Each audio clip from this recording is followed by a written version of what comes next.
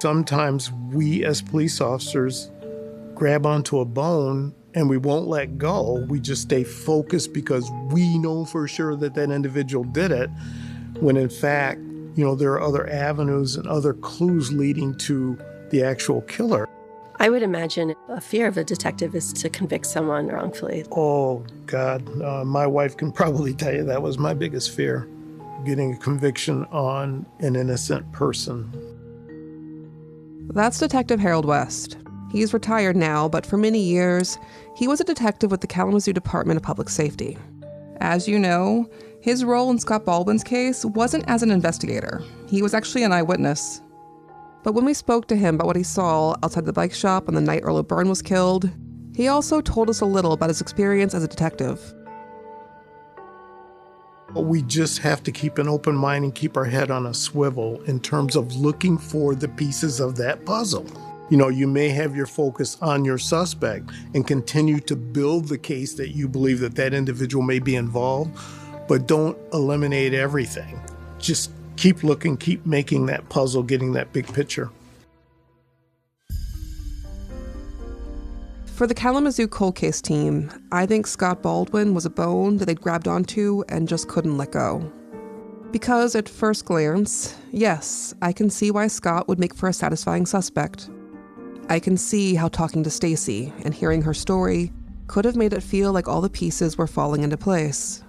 Except, if Scott was guilty, then why are there all these other pieces of the puzzle still on the table, still unaccounted for? Pieces like, for example, the blonde man that Detective West saw outside the bike shop with Earl. As a detective, I want to make sure that I can fit all the pieces of the puzzle together.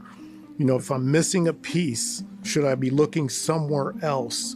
And sometimes you can push that piece in and make it Try fit. and make it fit, yes. Yeah, and that's when you get yourself in trouble. On the night that Earl O'Byrne was murdered, Officer West saw something that does not fit with the theory that Scott Baldwin is guilty. With Earl had been a blonde man with a brown coat and possibly a cream-colored car. This was not Scott. So, who was it? The cold case team had no explanation for this piece of the puzzle. It did not fit the case they were building, so they ignored it. But while what Officer West saw didn't fit the case against Scott Baldwin, it turns out there were other puzzle pieces it did fit with. Because Officer West was not the only witness who saw something important outside of the bike shop. Only no one had ever followed up on what the other witnesses had seen.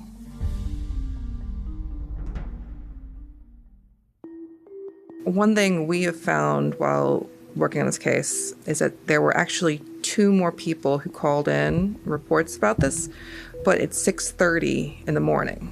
They were 2 people commuting to work, and one of them saw a tan car parking on the side of the building. This person backed the car rear against the building. Okay. And it was a blonde man in a brownish coat of some sort. And then a second witness drove by and didn't see the person, but saw the same tan car parked there. It strikes me as curious that it's fairly close to what you saw much earlier in the day. You're giving me information that I... This is information that no one knew, apparently. Yeah, I never had that information. And that's what we call a clue. Well, I'm just saying.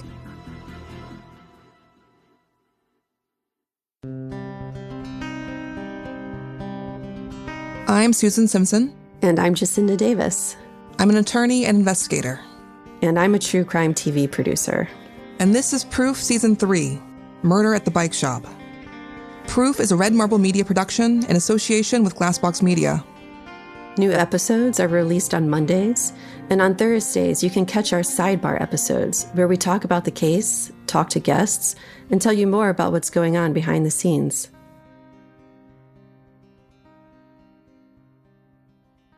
This is episode 11, 8,948 days. The 2 new reports from eyewitnesses who saw something outside the bike shop early the next morning came from Silent Observer. We'd sent in a records request and got back all of the Silent Observer tip sheets. There was a lot in there that was interesting. But when Susan saw the 2 tips about the early morning sightings outside the bike shop, She'd called me in shock.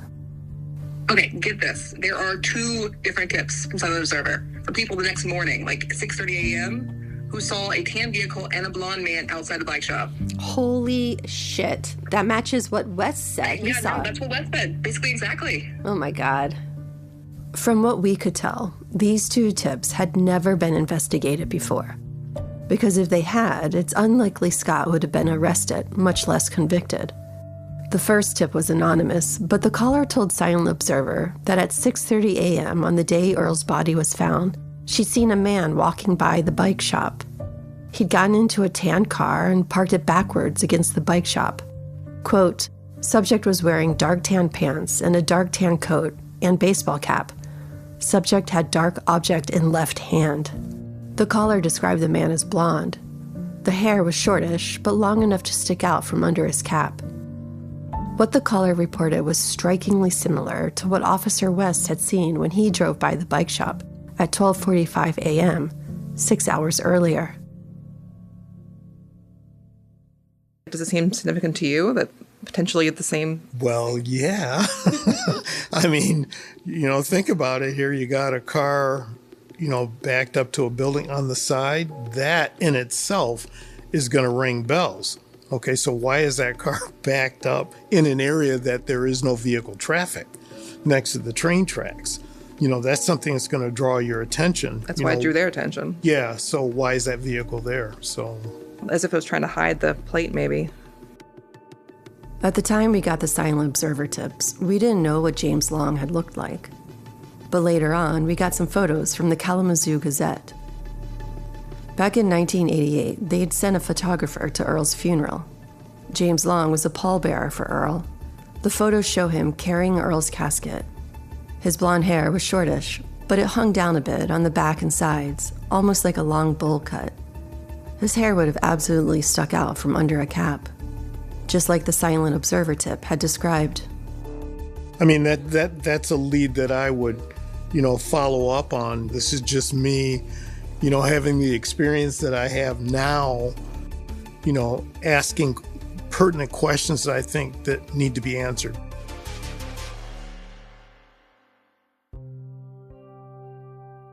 Remarkably, there was a second tip from someone who had seen something outside the bike shop that morning. The second tipster had driven by at 6:45 a.m., about 15 minutes after the first tipster.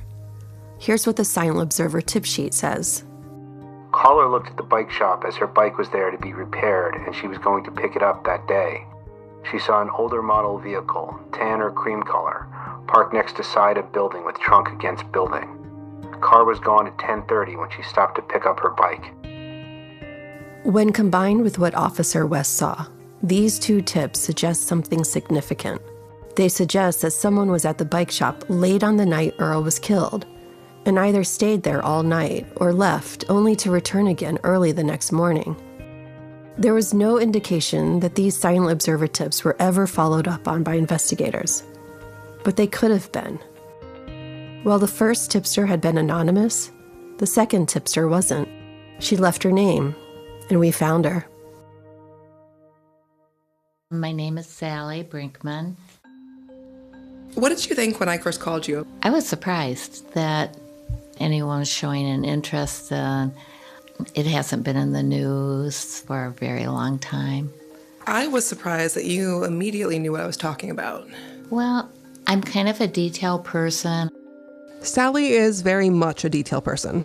When I'd called and told her I was looking into the bike shop murder, she'd instantly known why I wanted to talk to her. And she'd instantly recalled what she'd seen there, nearly 40 years ago now. At the time, I was working at Borges Hospital in their laboratory, and my shift started at 7 and got over around 5. And so I drove past it. That was my route to work every day. It was about 6:45 in the morning, and it was summertime, and it was unusual to see a car in the parking lot that early. I don't expect to see the owner there at that time or anybody else. The car that was parked there was parked unusually. It was backed in.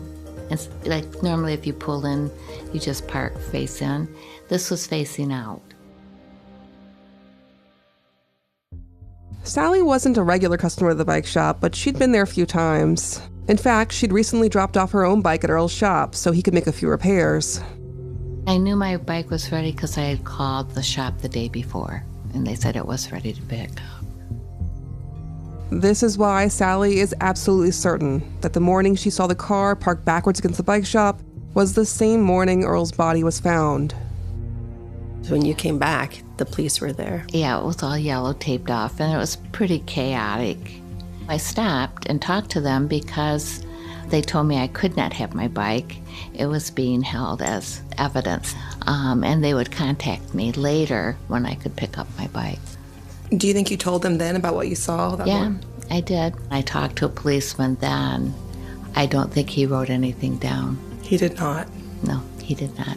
And when it was going on much later, I thought, well, I did see something, so I'm going to call it in. Sally reported what she'd seen that morning to a police officer she spoke to outside of the bike shop. But a few months later, when she saw on the news that the case was still unsolved, she had called Silent Observer to report it again, just to make sure police knew about it. Did anyone ever follow up with you when you called in the tip? You clearly could have been contacted, but did you ever hear back from anyone? No. You were the first. Decades later.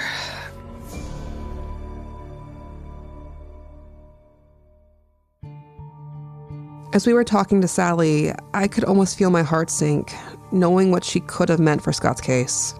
As a witness, she would have been credible and compelling. And what she saw strongly suggests that someone who was not Scott Baldwin had spent a lot of time at the bike shop on the night and morning that Earl was killed. Sally alone could have made the difference in this case. Only she wasn't alone. The other tipster had seen the same car that Sally described, and had also seen a blonde man parking it. I didn't see a person in the car. They were about 15 minutes before you would have been there, and by then I guess the person was gone. But it's so rare to have two witnesses like that to see the same thing and corroborate each other. The first tipster, the one who saw the tan car and blonde man at 6:30 a.m., had not left a name with their Silent Observer tip.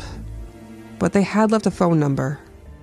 38 years later on, I have not been able to figure out who that tipster was. But in 1988, they would have only been a phone call away. If only someone had tried.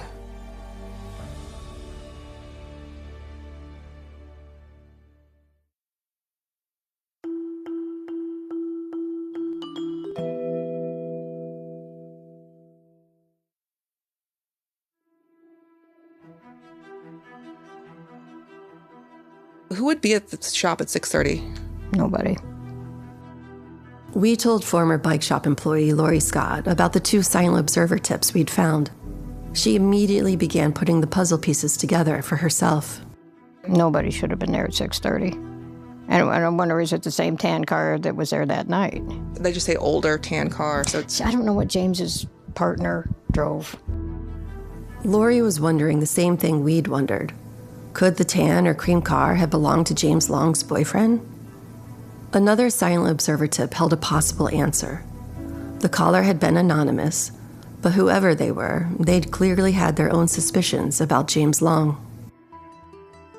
James Long lived with James Connell. Connell owned a beige vehicle, and following the murder, went south to work. We showed the Silent Observer tips to bike shop employee/manager Karen Raymond as well. And they didn't look into this? We talked to the woman who called in the tip, and she said, "You're the first people who've ever followed up with me." We wanted to ask you, is there a reason someone would be there at 6:30? No.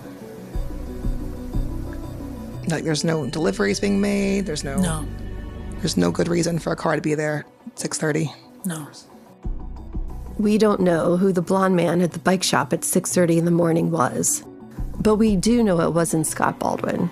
One, he's not blonde, and two, because Stacy has always said that after Scott crawled through the basement window that morning, he didn't leave again. Scott Baldwin's girlfriend at the time, she says Scott was home at 5 a.m. that morning. So 6:30 can't be him. You look disturbed. I just think I mean, it would be a shame if the wrong person's in jail for this, right? The two tips about someone at the bike shop early the next morning after Earl was murdered also provided a possible answer for another mystery in this case. Because when Lori Scott had found Earl's body, she'd noticed something that should have set off alarm bells for every investigator who has ever worked on this case. His arm was like up in the air, kind of like he was in rigor mortis type thing, and he wasn't moving, yeah. So the arm was actually sticking up in the air? Yeah.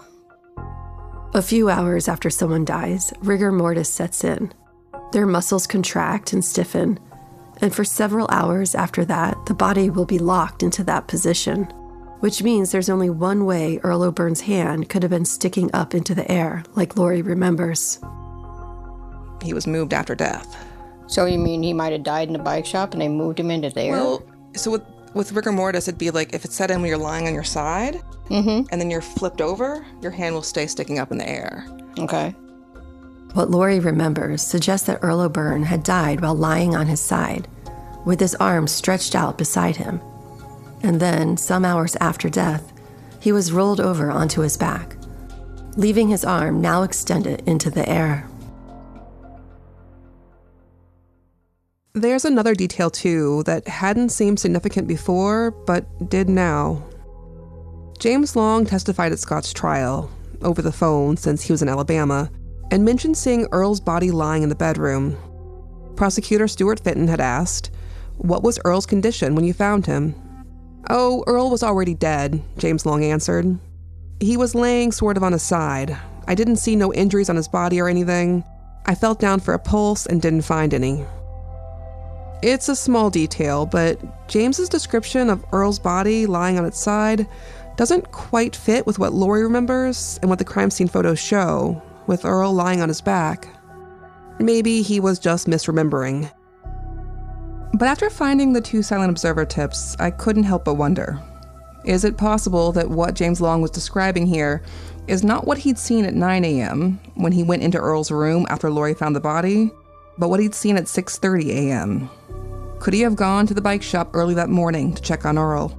Perhaps to make sure that he was okay after whatever had happened the night before? Had James Long found Earl in bed, lying on his side, and rolled him over to check for a pulse? Could that be why Earl's arm had been left sticking up in the air? It was definitely up in the air, yeah. So there's evidence that Earl's body was moved several hours after he died, and there's evidence of a blonde man at the bike shop in the early morning hours when no one should have been there. Had these clues been followed up on in 1988 by the original investigators, or in 2000 by the cold case team, what would they have found? Would they have found evidence that this crime was committed by someone other than Scott Baldwin? Would they have found that the blonde man was actually James Long? It's something that should have been on the table, it looks like, and it never was, which I don't get. Yeah, because if his partner drove that tan car and then that tan car was there that night and was there the next morning at 6:30, that's what I never knew that there was a car there. But it would explain why the doors were locked, because James could have locked them. Yeah, could have locked him on the way back out. And he couldn't have put the bar across because it's on the inside, so. There were still pieces of the puzzle we didn't have, of course. If the blonde man was James Long, like we'd wondered, then why had he been there at the bike shop at 12:45 a.m.? And why was he walking to the back of the building? That part had never seemed to make any sense. Well, he was walking from close to the drive and then walking north in front of the building. But to what? There's nothing there. If I had to guess, in my mind, I would have probably believed that maybe he was checking to make sure there was nobody back there or on that side. I really don't know why, but that's what I recall seeing. Officer West was just speculating, but it makes sense. There's literally nothing back there of note. And former bike shop employee Lori Scott had wondered something similar. Maybe someone had tried to break into the back of the shop, she said, and Earl had called someone for help. Well, that's what I'm wondering, if that night Earl heard something, so he called James and they drove over, and that's why he was walking around. We hadn't known it when we spoke to Lori, but there was evidence that could suggest this exact scenario. One of the records requests we'd sent in to the Kalamazoo police had been for all the prior police reports from the bike shop. It turns out there were a bunch of them. And in 1986 and 1987, the 2 years prior to Earl's murder, he had repeatedly called the police in the middle of the night to report suspicious noises or activities. He had made at least 7 such reports in all. And in most of the reports, Earl told the police that the disturbance had been on the north side of the building, at the back of the building, where Officer West had seen the blonde man walking. So Earl would call the police and tell them he'd heard noises, and the police would be dispatched to the scene. But most times, the reports note, officers found nothing when they got there, and quickly left again. On the night that he was killed, could Earl have, once again, heard a disturbance at the back of the bike shop? Could someone have been trying to find a way in? And instead of calling the police, could Earl have called someone else instead? Earl wouldn't have called Karen Raymond for a problem like that, but he might have called his second most trusted employee, James Long. So had James come over to check things out that night?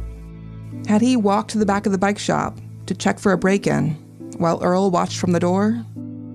If so, after checking the back of the store and presumably finding nothing, maybe James had gone inside to talk to Earl.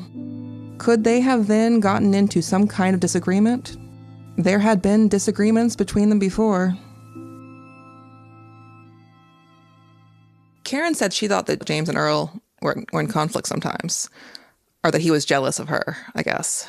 Before Karen came along, Earl depended on James a lot, and then Karen came along. So she was kind of replacing him, I guess. Yeah. The scenario we're proposing here looks something like this.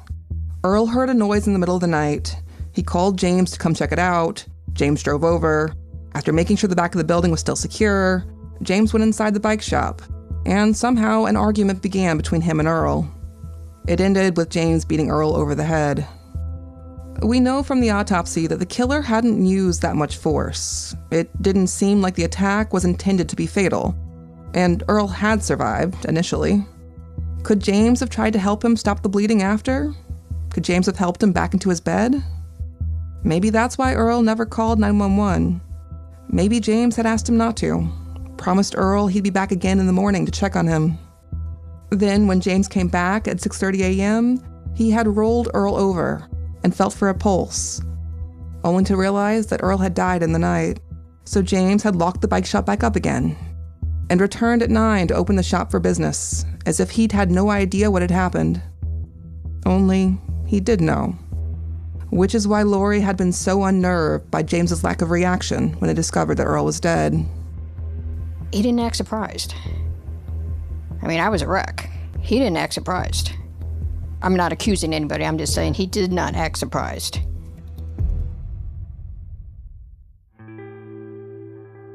If anything like this is what happened, then I wonder if it might also explain another odd coincidence in the case. Because one of those silent observer tips about Nutter's alleged confessions says something interesting. Nutter had gone to the Old Man bike shop on Harrison Street to get some money, and that he did not kill the old man, but that he was dead when he got there. What if Nutter had tried to break into the bike shop that night? What if he hadn't been able to get in, and then discovered the next day that the owner of the bike shop had been killed the same night that he tried to break inside? That's certainly something that would make an impression on you, and might explain another baffling question in this case. Which is, why on earth would Alan Nutter have bragged about killing the old man at the bike shop? Because it doesn't make you seem very tough or intimidating to beat an old man to death. It's not the kind of lie you'd make up for street cred. But if you had tried to break into a store, only to find out the next day that the owner had been murdered inside, you might talk about that. You might mention how weird and strange of a coincidence it was, how you were there the night it happened. This is all speculation. We don't know who killed Earl O'Byrne, and we may be several decades too late to ever know for sure. Evidence is gone, memories have faded, and key witnesses are dead. But something like this could be what happened here. The puzzle pieces align and form a bigger picture of what might have been going on that night. And it all fits together in a way that the case against Scott Baldwin never did.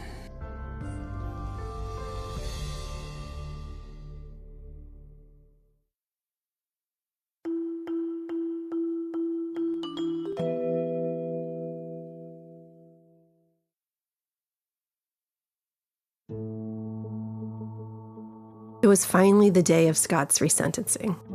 We were excited and hopeful, and looking forward to seeing Scott in the courtroom. It would be the first time we'd ever seen him in person.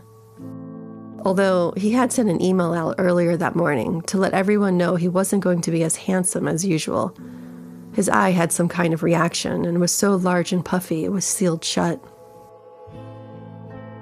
Did you see his email this morning? About his eye, yeah. He's been sick for weeks with one thing after another, so I think it just kind of goes to how his body is falling apart. That's Scott's attorney, Claire Ward, who handled the resentencing. We spoke to her just hours before the hearing. We were all hopeful that the resentencing would go well for Scott. What's your expectation/hope for what happens today? I'm hopeful that we end today with Scott being resentenced to a term of years that he will be immediately parole eligible off of. So we're hoping today is quick and boring? Fingers crossed. The minimum possible sentence Scott could receive was 25 years.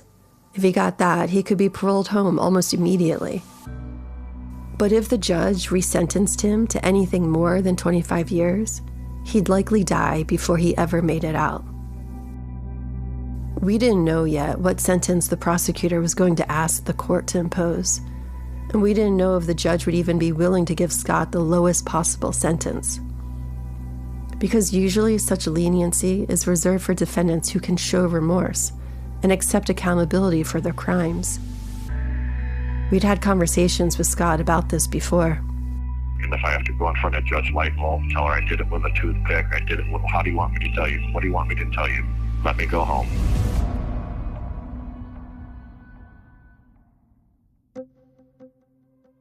Usually, resentencing hearings are fairly quiet proceedings. Usually, there aren't too many people in attendance. This courtroom was packed. Scott's family was there, and many of his former attorneys, as well as his current attorney with Michigan Innocence, plus 3 exonerees who'd previously been wrongfully convicted in Michigan. They didn't know Scott, but they'd come all the way to Kalamazoo to show their support for him anyway. So you may be seated. Court calls the case of the people of the state of Michigan versus Scott Baldwin. Counsel, will you please state your appearances for the record? May I please the court, Richard Cunningham, Assistant Attorney General on behalf of the people. Claire Ward, State Appellate Defender Office, on behalf of Mr. Baldwin. Okay, and you are Scott Allen Baldwin? Yes, sir. Okay, and I won't ask you to stand, sir. I know you've got health concerns and you're in a wheelchair, so that's fine too. And I think you have a statement, though, Mr. Cunningham, to make with regards to the sentencing, so I'll turn it over to you, sir. This was a horrible crime. An elderly man bludgeoned down just for drug money. There is no question, we are absolutely certain of the guilt of the defendant. The jury just got it right. The prosecutor was certain of Scott's guilt, he said, but he himself clearly didn't know the facts of the case. I don't know where he got the idea that Scott had committed this crime for drug money. Literally, all the witnesses who knew Scott had agreed that Scott didn't use hard drugs. Even Stacy had said this had nothing to do with drugs. But I guess as a narrative, the idea of Scott as an addict committing a drug-fueled crime of desperation might have made more sense. Maybe that's why the prosecution went with it, even though it was factually untrue. Whatever the case, it wasn't a promising start. We waited to see what sentence the prosecutor would recommend for Scott. We really have no recommendation. We would leave it to the discretion of the court as to what would be appropriate here for the sentence. So our position is simply, we will not go forward, we will not be asking for life without parole, and we're satisfied. The court, within their discretion, makes the call.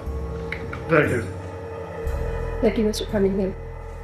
Go ahead, counsel.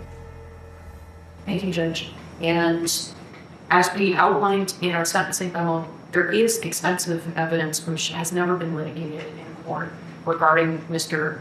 Baldwin's innocence. However, we are not here today to litigate his innocence.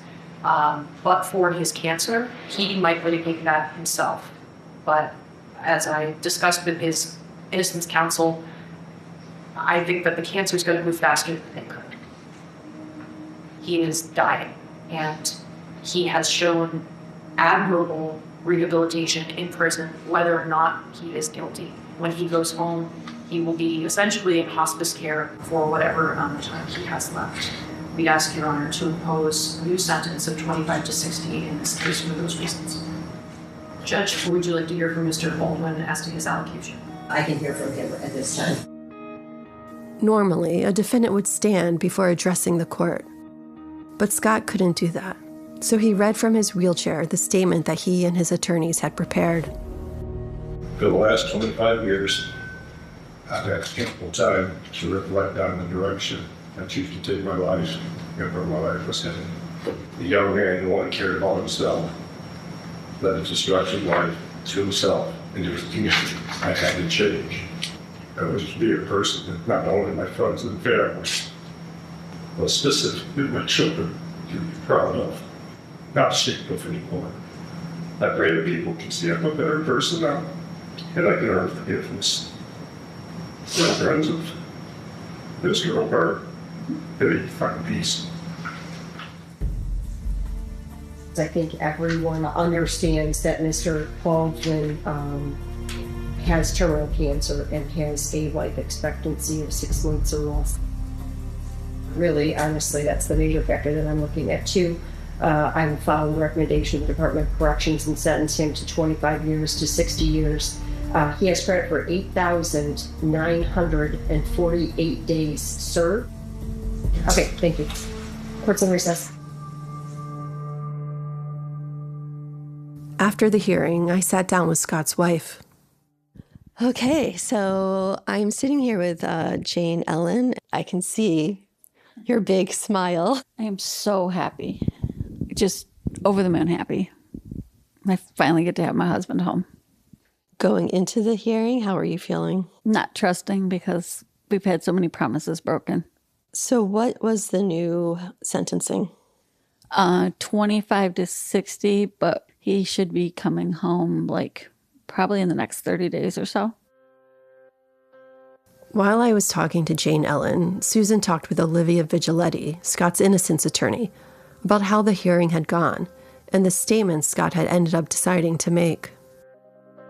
At these hearings, it is commonplace to advise clients, take responsibility for everything you possibly can take responsibility for, even if you're maintaining innocence. And so somebody might read Scott's statement as taking responsibility, which it absolutely is not if you look at it, but I could see that being jarring. Scott hadn't been able to take responsibility for Earl's murder. So instead, he had taken responsibility for the life he'd been leading when he was 19, when he was committing thefts and stealing out of cars. Can I tell you my favorite moment in the hearing that people may not have clocked? So I brought 3 exonerees with me today because, they understand that this might be Scott's only day in court. And they thought they were showing support for someone they didn't know, they'd only heard of. But when he was pushed into court, immediately Levon Hill said, "I know him. I walked the yard with him for years. Oh my gosh." And they made eye contact and they did a little hello. And Scott had kind of a emotional moment on his face. And so Levon was like, "Oh man, I remember, we would pass case law back and forth, but I never knew why." And so both of them were supporting each other without realizing that's what was happening. We were all still gathered in the hotel lobby when Scott's wife, Jane Ellen, got a phone call. It was Scott. Hey, baby. So we're having a little party, so just so you know who all is here, we got Olivia and all of her guests, and Susan and Jacinda and Kevin. Hey, Scott, congratulations. This is Jacinda. Hey, Jacinda. Congratulations. How you feel? I'm tired. I'm completely emotionally and physically drained right now. Yeah. Emotionally, I was quite overwhelmed when somebody said, "Everybody's here for you." Levon's standing right here with me, honey. How you doing? Good. I'm going, man, I know that dude. Hey, man, listen, it was so good to see you. I honestly didn't know that it was you I was coming to support, but I'm so happy that it was you. Nobody deserved it like you deserve it. So congratulations. Thank you, bro. Yeah. I mean, you guys really You do know. I can't say you don't know what it means, but you do. For sure. Okay, guys. Thank you all again. We're going to see you soon. Hopefully we'll see you soon on the outside. All right, Scott. All right. 24 days later, we were back in Michigan again for Scott's release. We picked him up at the prison and got him back to his wife's home. And for 2 days, we did what we could to make him comfortable. Do you want a pillow for behind your head? And a little blanket will maybe. Okay. Good. Yeah. Sure. Do you want her up by your feet? Yeah. We'd realized quickly that it was a miracle Scott had survived long enough to be released from prison at all. He had held on just long enough to be free again.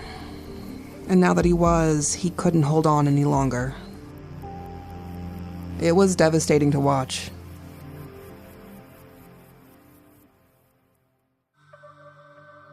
There's no happy endings here. No, this is like a death watch, and this is like keep him as comfortable and feeling safe for as long as possible. You know, some people, they live their life, and when the time comes, like, they're ready to go. Scott's not ready. He's had literally almost mathematically half of his life taken from him. I mean, more than that, because he should have lived a lot longer than this. So, not an ideal situation. The next day, Scott Baldwin was taken to the hospital. He had survived 8,948 days of incarceration to be a free man again, for about 63 hours in total. But he was able to spend some time with his wife, to see his mom again, and for his kids to be there with him as he lay at the hospital dying. After Scott's death, we spoke to his oldest son, Cody, whom Scott had been estranged from for the last 12 years of his life. How did you feel when you found out that he was actually getting out this time? I didn't believe it. I didn't believe a word of it. I've been told that every year for so long. Cody had been shocked when he learned that his father had actually been released this time. Given their complicated history, he hadn't yet seen Scott in person when he got the call that told him, "Your father is dying. If you want to see him, come now." So you got to see him at the hospital? Yeah. Do you mind if I ask you what you said to him? I told him, "Dad, it's Cody." And he sat up and he opened his eyes and he looked at me, and I just remember his eyes were yellow and his skin was yellow. I was lucky to get a moment of alone time with him. He was not talking, and I told him, "I'm really sorry, Dad." I told him, "I'm sorry I haven't talked to you. I'm sorry I haven't dealt with anything, but it doesn't matter. I'm right here, and I just want you to know I'm right here." I know that I've been estranged with him, and I know that I haven't talked to him, and that was my choice. And I don't want to be the son who comes forward and goes, "My daddy died, oh my God," and cry like I wrote him every week, because I didn't. But it was still very shocking to see him in his condition and to realize, this is definitely the end from what I saw. So I just told him that I love him and that I'm just sorry that everything went the way it did.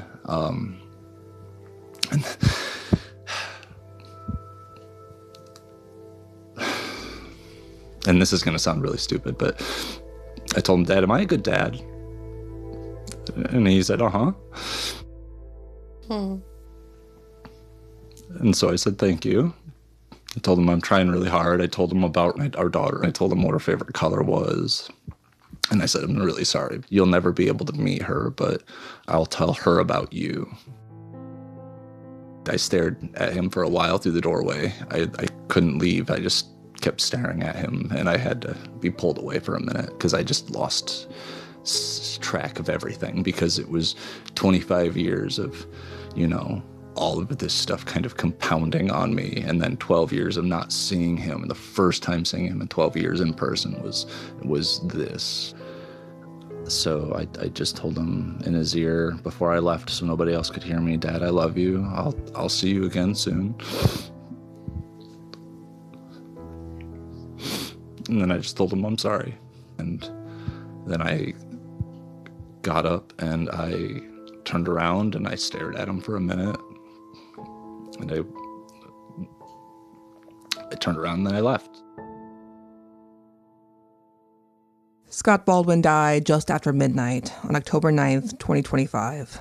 After investigating Scott's case, we are certain he was wrongfully convicted of a murder he did not commit. The case against him was built on constantly changing witness statements and was contradicted both by eyewitnesses and physical evidence. When he was 31 years old, he was plucked out of the life he'd built with his wife and kids and spent 25 years in prison proclaiming his innocence before dying at age 57 of a cancer that is rarely fatal with proper medical treatment. When Scott died, so too did any realistic chance of having his innocence be acknowledged by the legal system. There has never been a posthumous exoneration in Michigan. So we thought that when he died, the criminal justice system in Kalamazoo and the state of Michigan would likely never have to grapple with the consequences of what was done to him. But before he died, he asked us to keep going, to keep investigating. "How many more are there?" he said. And now, because of Scott, Kalamazoo's justice system will have to grapple with a pattern of misconduct that goes far beyond what happened to just him. If Scott had lived long enough to see what we'd found, he'd probably make some wise-ass crack and then say, "See, I told you it was bigger than me." Because it was. And I don't think he'd be surprised to learn that a lot of it goes back to Richard Vendeville, the cold case team informant who knew too much about too many cold cases.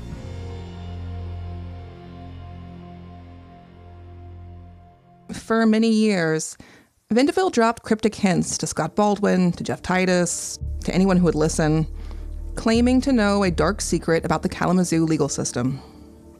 Though he never explained what exactly that secret was. He kept that to himself. He wasn't going to share it for free. But like Vendeville told Jacinda and Kevin when he met with them, just knowing his secret wouldn't change anything. It doesn't matter if you know that something happened. What matters is if you have the piece of paper that proves it happened. Without that, you have nothing. Because no court is ever going to take Vendeville for his word on anything. Sometimes, though, answers can be found in unexpected places.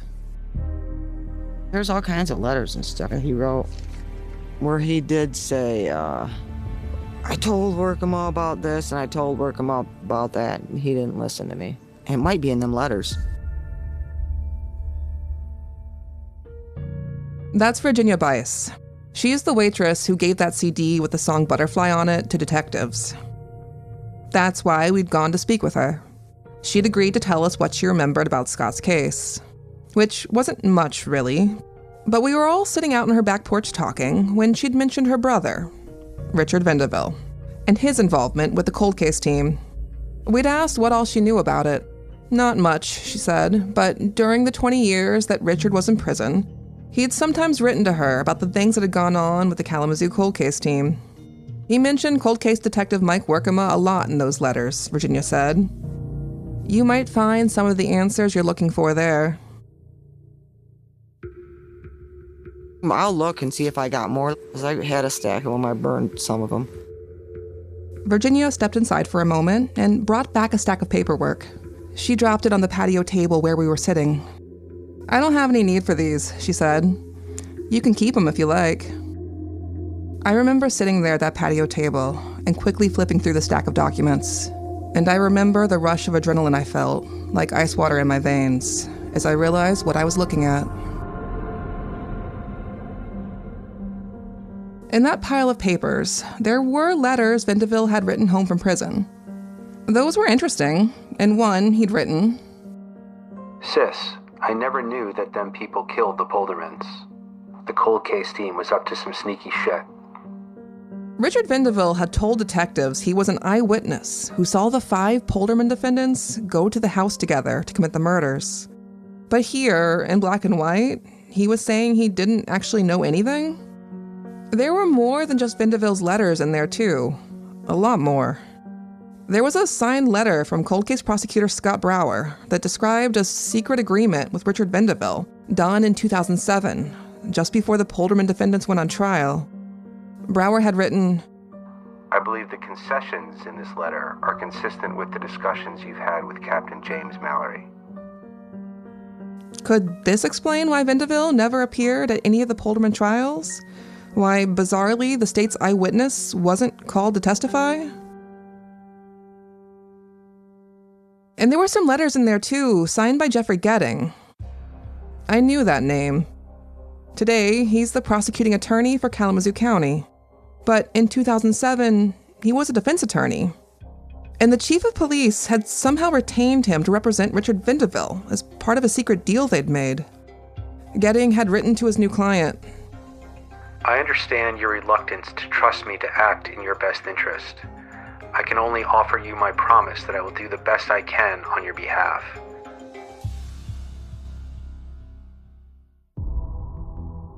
The documents that Richard Vendeville had left with his sister and that she'd given to us suggested a conspiracy that went to the very top of Kalamazoo's legal system.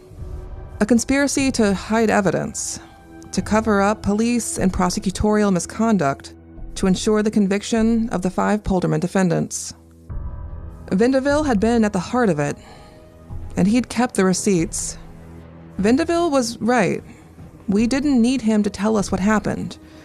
We'd needed to find the papers that showed it. And we just had.